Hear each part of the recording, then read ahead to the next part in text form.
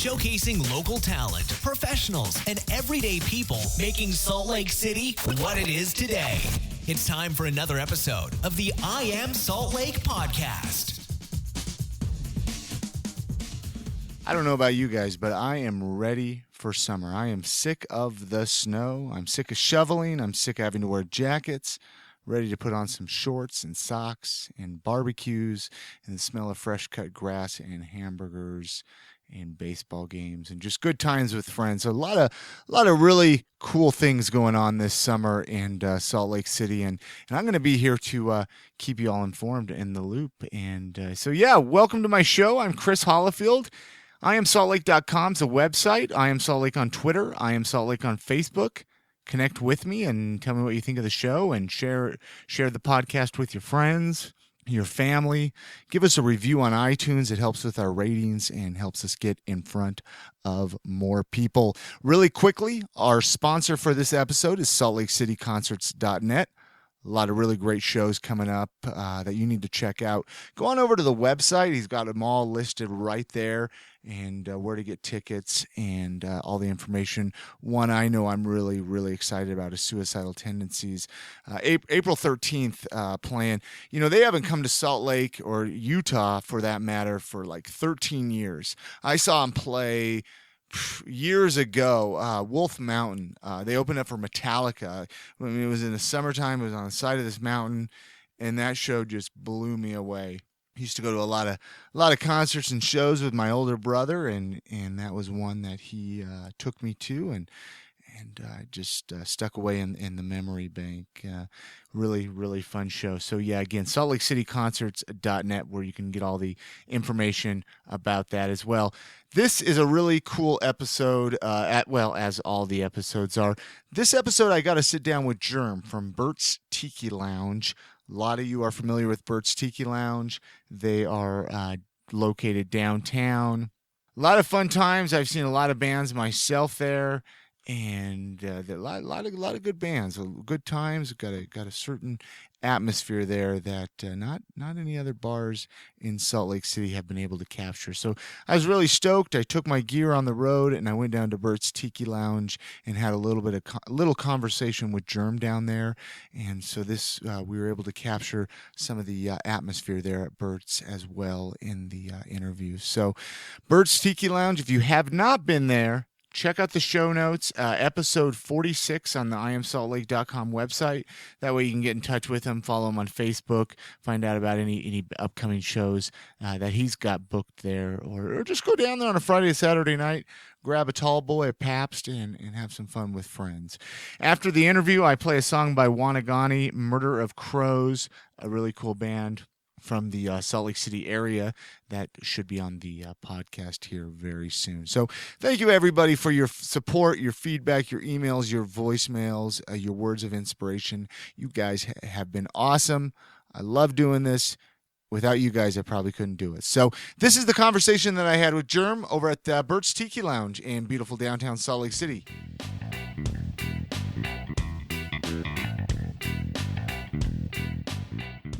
I'll let you kind of tell me how you got involved with Burt's, what you do here at Burt's. I mean, a little bit about yourself, your name.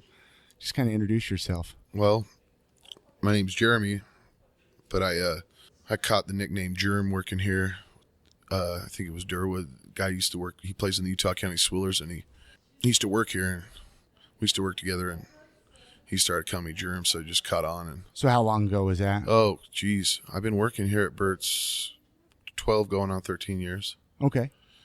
And that's Scotty actually has been here longer. I think he's been like 16 or 17. So I mean, how did you get caught up with Burt's? I mean, I was just starting to hang out here, and then one night they needed a door guy. Okay.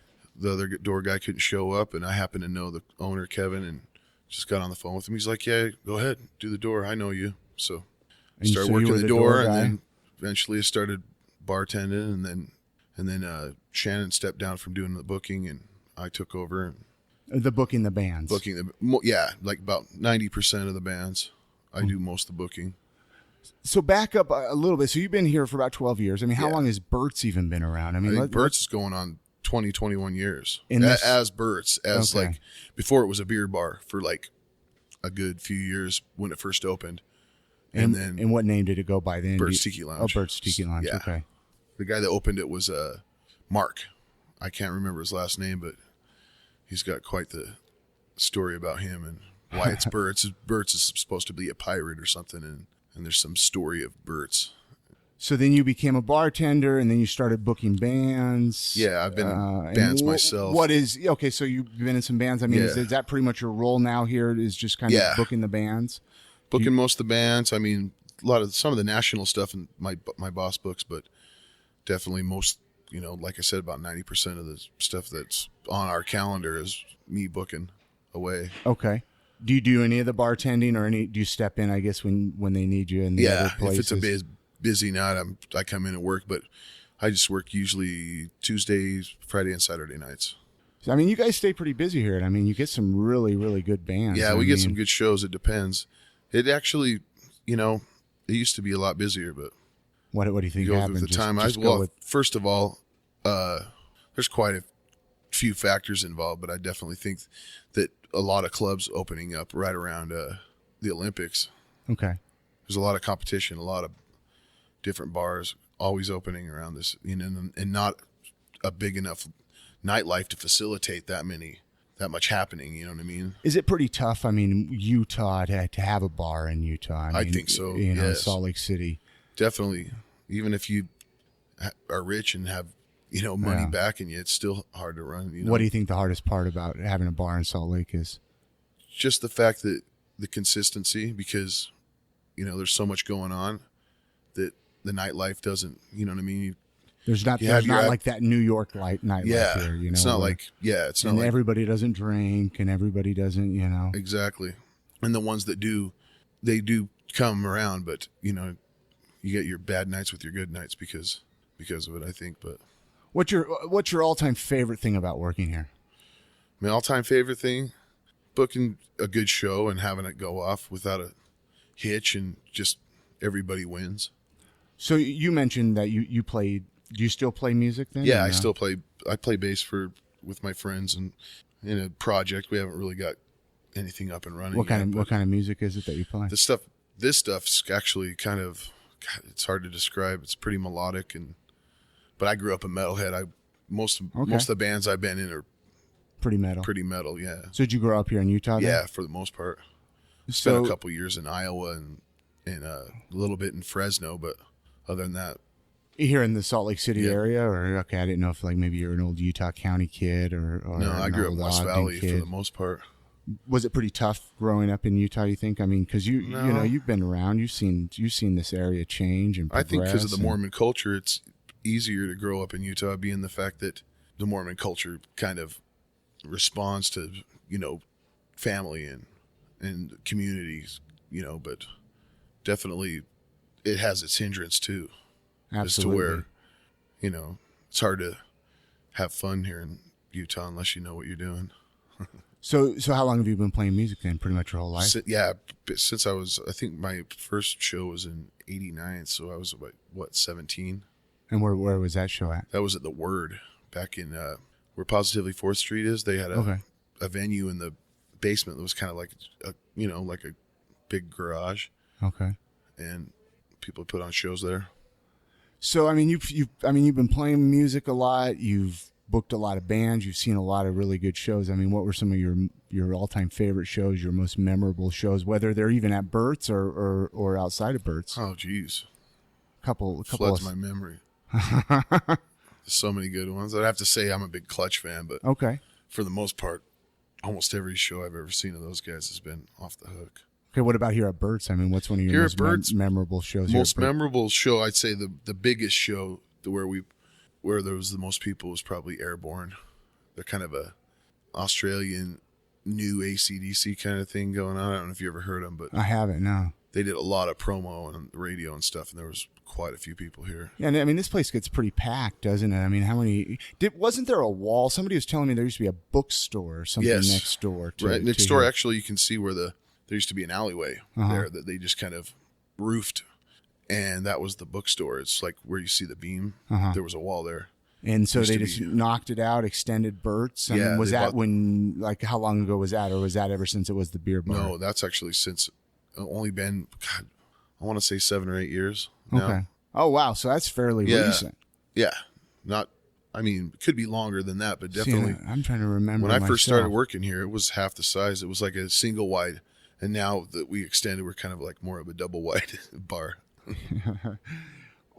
I'm sure you get a lot of out-of-towners that come into Burt's. I mean, what's some actually stuff? There's more hype about Burt's out of town. Really? I've had people come in that have read Stuff Magazine or something, see that we're top 20 dive bars in America, and they're Are you? Wow. So okay. So Burt's. There's a few people that have went on these like cross country. They were traveling along, and so they decided to go to all these bars on this list. In 2004 or something like that, Stuff Magazine did a nationwide thing. It was like the top 10 dive bars in the country, and I don't think they had them rated as 1, 2, 3, but we were the second one in. Wow. As top 20 dive or top 10 or top 20 dive bars in America. Wow. So that brought a lot of tourism to Burt's. Then, to a degree. Definitely. What was some feedback that people gave? I mean, being in Salt Lake City, okay, a lot of people come here and they don't even think they can get a drink. Yeah. Let alone at a cool place. Take for instance, good example of that is Dave Attell from Insomniac. Back when I was doing the door here, I don't think I was quite, but Insomniac came here. Really? Yeah. They came in. It was back when it was just half the size, and there was a couple punk rock bands playing. But there's an episode out there with Burt's on it in the Summum Church. Okay. Actually, you should look into interviewing them. They're the pyramid. What's it called? The Summum Church. It's like their own religion. You know where 8th South? Well, no, it'd be like 850 South, and just off of what west would that be? 7th or 8th, just past the viaduct. Okay. If you take a left right there on 8th South, if you're going towards the west side, going towards 9th West, and you go over the railroad tracks and take your first left, right on the corner there's this big, huge pyramid. Wow. It's like takes up half the I don't know if I've ever seen that before.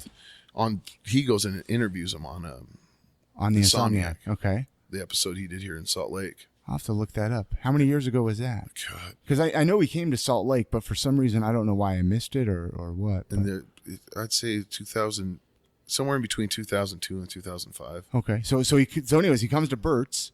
He came to Burt's and he was only in here for a minute. But did you know that they were coming, or they just showed up? No, actually, he showed up just earlier, and Shannon was bartending.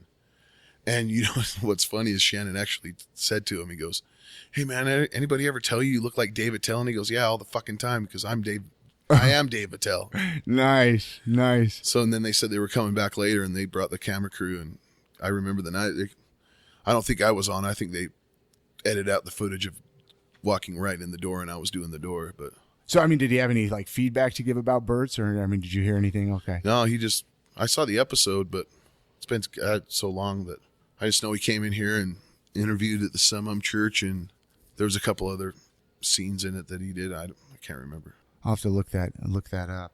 What do you think, I mean, has made overall Burt's as successful as it is? I mean, if you want to say, successful, I mean, it hasn't closed its doors like a lot of bars have to. Yeah, I'd say sticking it out, and like we've been around for a long time, so I think the reputation of Burt's being kind of a live music, punk rock kind of mecca has went a long way with getting touring bands and all sorts of stuff, because there wasn't a lot of places to play back then.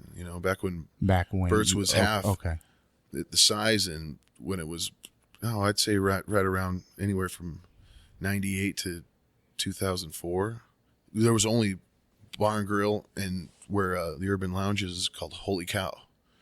Oh yeah, that and Holy Cow's not there was like Holy Cow.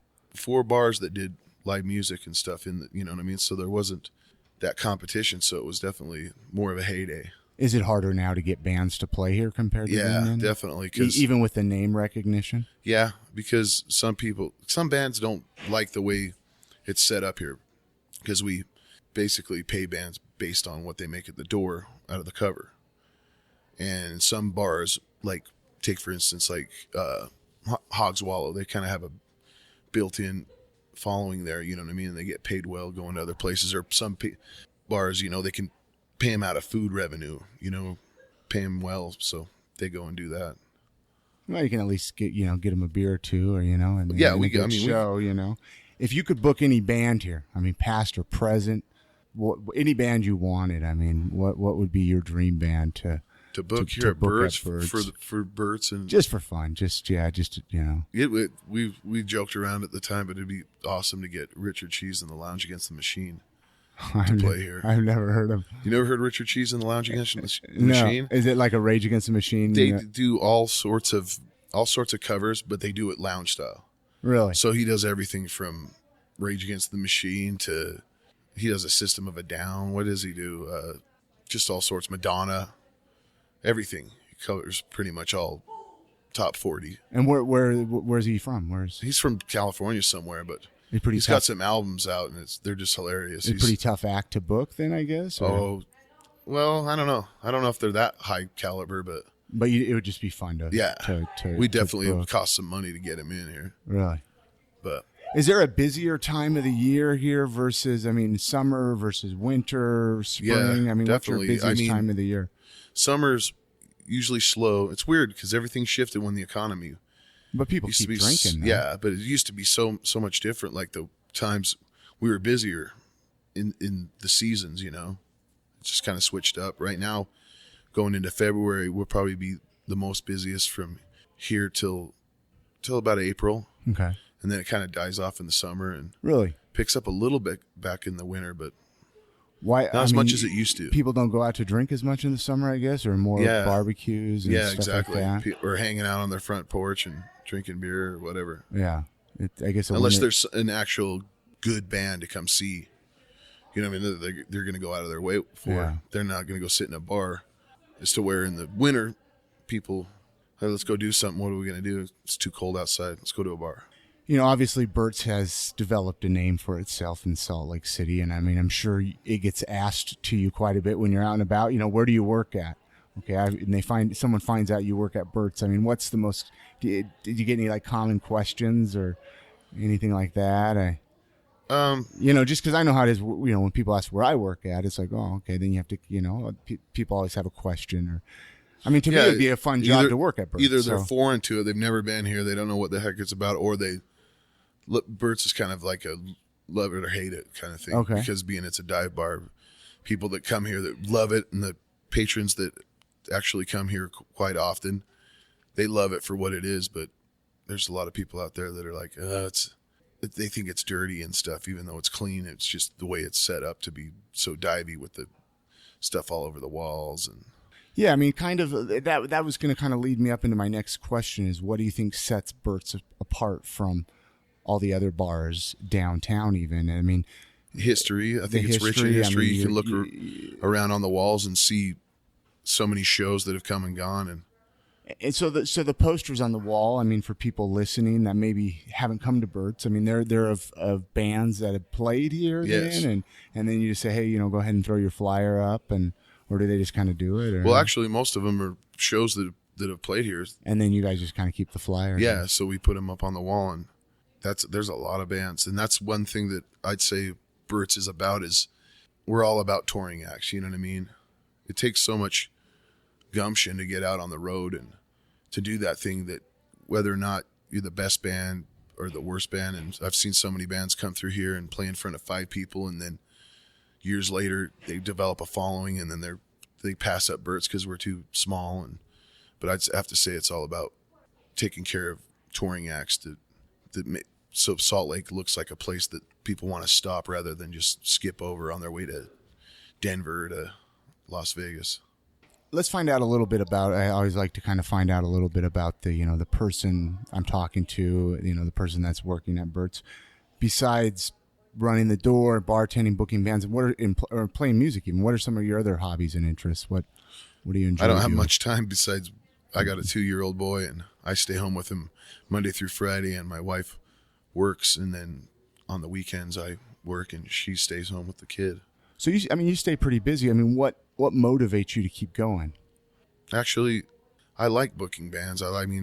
That's why I've done it for so long, because it's not for the money or the success guaranteed, because I'm still struggling, but But you enjoy it. But I enjoy it because I enjoy working with bands, even though I'm sure there's local bands out there that think I'm a dick in the way, because of the way Burt's runs or the way I come across sometimes. But yeah, for the most part, the bands that get it. And that's what makes it worth it is the bands that get it. What do you think of the local music scene? I mean, obviously you see a lot of local bands play. Man, I've seen so many come and go and generate into other bands and all, but I'd have to say, out of all, my favorite local band would be Thunderfist. They've been around the longest and consistently played Burt's and they're just a good time drinking straight ahead rock band. What's your overall? I mean, obviously, you're older. You're not. You don't live with your parents. You could move out of Salt Lake if you want to. What do you think? Some of your favorite things about living in Salt Lake is that it's clean and that I definitely feel good about raising a kid here than other cities that I've thought about moving to, especially big cities like LA and whatnot. Just doesn't seem like a good place to raise a kid. But here we've got our crime. We've got gangs. We've got quite some bad things going on. But for the most part, it's a good city. It really is. And that's what I'm even trying to project with the podcast is showing that, it's just like every other city, it's got its flaws and it's got its perks and it's got its, so let's talk just a tiny bit more about Burt's and just kind of wrap it up here. Do you guys serve food here or anything for like people listening? Say that they haven't been here. We have to serve food, some form of food when you're a bar because you have to have something to like feed the person if they're somehow over consume alcohol. So, but the only thing we really have here is Scotty's Pickled Eggs. Scotty's a bartender that works here, and he's worked here 17 some odd years, maybe more. And he's the longest person here working here? Yeah, definitely. No? He pickles his own eggs and puts them with he makes his own brine and puts they're called Scotty's Famous Flaming Eggs because they're pickled with habaneros and Thai chilies and pretty good stuff then. Yeah, actually, if you like pickled eggs, I don't even know if I'm sure I've had pickled eggs, but when I go to a bar, I don't think about let's order some pickled eggs. Well, most people think when they think of pickled eggs that 20-year-old jar in the old, like in that old man dive bar that has been sitting there for they're actually really good. If you like hard-boiled eggs and you like pickled things, I try them out, huh? And that's the only food item you have. Sell here. And what about? Oh, we have like the vending machines have chips and candy bars and stuff like that. So technically, there is food to be had. You get a bag of chips and a Pabst. What's do you sell more beer here or mixed drinks or what's your drink or most popular drink here? For the most part, we're kind of a beer and shot bar. Yeah, we don't have anything on draft. We've got a couple liquor store beers and mostly PBR and Bud Light, and then we have quite a few whiskeys and whatnot. But our most famous drink is Shannon created. It's the Cerebral Assassin, and it's what's in that one? It's our house shot, and it's Jägermeister, Old Crow, and energy drink, which is like Red Bull. Pretty good stuff, huh? They're actually not. They don't taste. They do. It tastes better than it sounds. I'll have to give it a try. What actually, I'm curious. And you made me think of this. Is I've always been curious because I've heard bars could sell regular beer, the 5%. Is that true here in Utah or no? Yeah, actually, we can sell liquor store beer, which is if it's above 3.2 or higher, which a lot of the local breweries are. That's what they're here for, is because they brew this High Point beer, but you can only get it through the EDABC, so it has to be sold through the liquor store. But yeah, you go in the liquor store, and all the whole beer section is going to be anywhere from 5 to 9 to. But what about your Budweiser or something like that, or your Coors? Excuse me. No, you're fine. It's 3.2 by volume. Volume, not by weight. It's not. The beer here is not much different from the beer up in Wyoming that people go and run and grab because it's a minute off. You know what I mean? There's a little bit more alcohol in other states' beer, but not as much as people And I've heard think. something about the elevation or something even affects. I've heard that too. How you drink or how you get drunk or. I'm sure something it does. I didn't know. I don't know too much about any of that. And what's funny about it is people complain about the liquor laws or whatnot, but it's like at the end of the day, if you want to get drunk, you can get drunk. Oh yeah. That's what I was going to say. You get touring bands all the time here that come through and go, "What's this 3.2?" And it's like, "Hey man, the beer is beer, but if you want to drink, that liquor is the same liquor you're getting anywhere else in the world. So, if you're drinking whiskey or whatever, yeah, it's alcohol. It's going to get you." The location? I was going to mention the location of Burt's. If people that haven't been here, I wrote it down It's, here. 726 726 South State, downtown Salt Lake. It's Big Deluxe is It's right next door to the Big Deluxe. There's two on State Street, but the smaller one is on is on the south side, and on the north side is Sapa. It's an Asian fusion. They do sushi and all sorts of good stuff over there. They have pho that's supposed to be amazing. I never tried pho. Oh, it's awesome. I'll have to. Someone was just asking me the other day, where's a good place to get pho? And I'm like, I've never even tried it. So there's quite a few. I mean, you can get some cheap pho here and there, but the Green Papaya, the woman that owns Sapa, and the Green Papaya out in West Valley on 35th, man, the best Vietnamese food, I think. Awesome. Well, I appreciate you. I appreciate, finding out a little bit more about Burt's, finding out a little bit more about what you do and kind of for your time. I mean, I know it's not easy to sit down and talk and share your story, but anything you want to add, any favorite restaurants in Salt Lake that I always like to find out favorite holes in the wall or places that people go. I know what's great about Salt Lake is people come here and you would never think that you could get awesome Thai food, awesome Vietnamese, because there's quite a population out in West Valley, but you can get great Chinese, great Thai and Vietnamese. And okay, now that we're on that subject, I mean, since we're talking for just a sec, what do you think the most hidden gem is in Salt Lake, like a restaurant or something like that maybe gets unnoticed a little bit more than? I don't know if they get unnoticed. Besides Burt's. No, I would have to say the Sawadi. Sawadi, and where's that at? That's on, I think it's North or South Temple and about 5th or 6th East. See, and I've never heard of Just that. before they have a peanut sauce that you could pour on a boot and I'd eat it. It's so good. I'll have to give it It's a up try. there with, have you been to Chan Thai? I haven't, no. That place is awesome too. There's a lot of good. Have you had Vietnamese out in West Valley? I haven't, no. I'm not really familiar with Vietnamese food. I'll have to. I don't know. I'm kind of a pizza and a hamburger guy, Just give me the traditional American food, I guess. Right. I like sushi and. What's your favorite Vietnamese sushi place in Salt Lake? Probably Ichiban. Okay.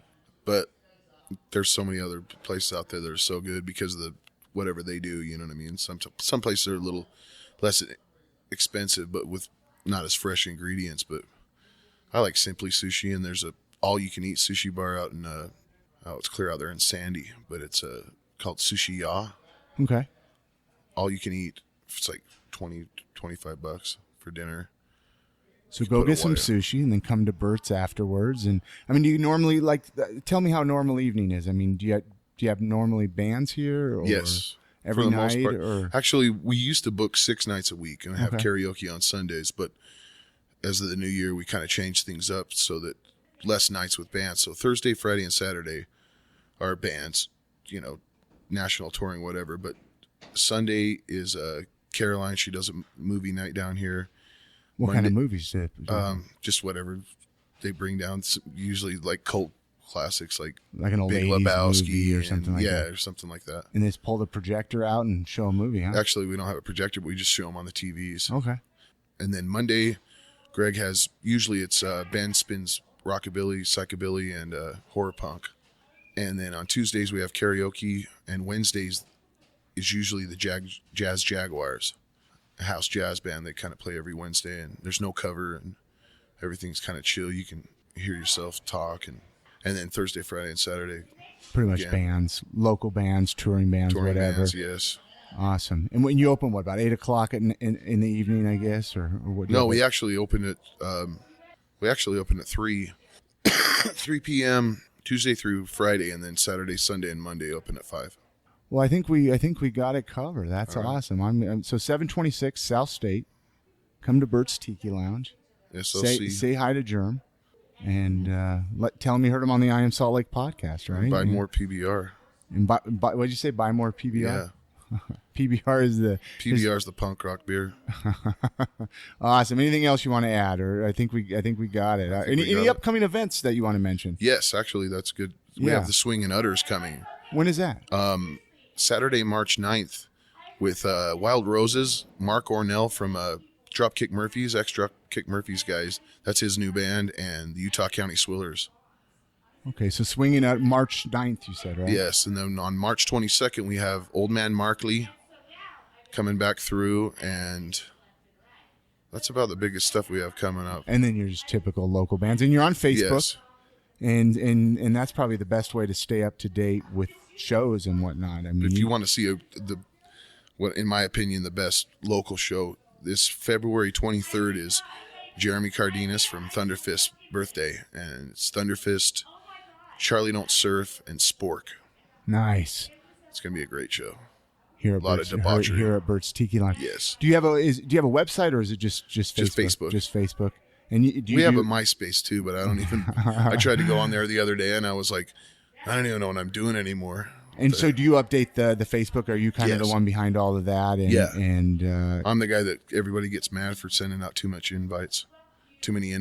But quit inviting me to the shows. It's the way we flyer now, I guess. I know. You know, I mean, do you even make flyers anymore? Yeah, we do some little bit of old school. We make some handbills and stuff for certain upcoming stuff, but for the most part, yeah, it's just digital flyering, which I'm sure is a lot cheaper. Definitely. Awesome. Well, thanks a lot, Jeremy, and we'll talk maybe down the road. Yes. Catch up.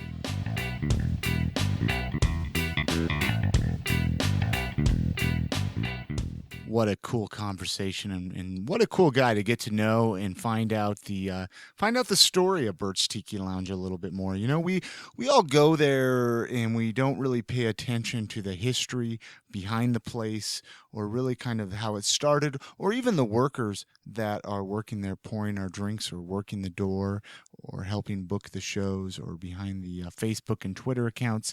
So thank you so much, Jerm, for sharing your story of how you got involved with Burt's Tiki Lounge and sitting down with me. I know it's not always an easy task, so anytime I get that opportunity, I seriously thank you from the bottom of my heart for sitting down with me. If you got a local bar here in Salt Lake City and you would like me to come to your bar, drop me an email. iamsaltlake@gmail.com. I'd love to sit down and find out a little bit about your bar, or if you're a bartender, or if you do something at the bar, you're good enough. I'll talk to you as well. I just want to find out about everybody inside this beautiful city that I call home, Salt Lake City. And that's going to do it for another episode of the I Am Salt Lake podcast. Again, iamsaltlake.com is the website. I Am Salt Lake on Twitter, and I Am Salt Lake on Facebook. Make sure to become a fan and then follow me on Twitter, and I will keep you up to date on anything and everything Salt Lake City. This, I'm going to play, like I said, a song, Wanagani, Murder of Crows. That's how I'm going to close tonight's show out. Check out the band Wanagani. They're going to have a lot of really cool upcoming shows. And like I said, I'm going to be bringing a few of them on the podcast here and find out a little bit more about that band. So thank you very much for joining me, and I'll see you guys again on Wednesday with a brand new episode showcasing a new individual here in beautiful Salt Lake City, Utah.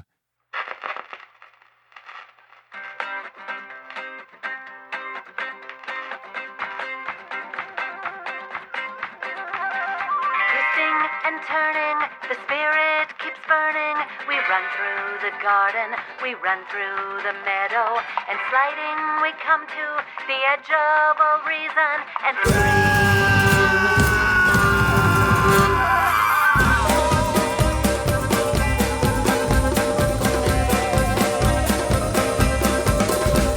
They're tall and they're lanky, I'll tell you quite frankly, the myth and the legend do not do them justice.